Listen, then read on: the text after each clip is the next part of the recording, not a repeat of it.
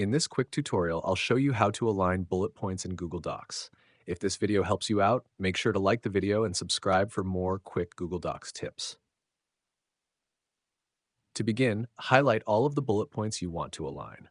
Once they're selected, go to the top of the page and use the indent markers on the ruler. Click and drag the indent control to the left or right until the bullet points line up exactly where you want them on the page. As you move the indent, Google Docs will automatically realign the bullets and the text together. If you only want to adjust a single bullet point, click at the end of the text for that specific bullet. Then drag the indent marker again. This will move just that one bullet point without affecting the rest of the list. And that's it. You now know how to quickly align all bullet points or fine-tune individual bullets in Google Docs for a cleaner, more professional layout. If this tutorial helped you out, don't forget to like the video and subscribe for more quick and easy Google Docs tutorials.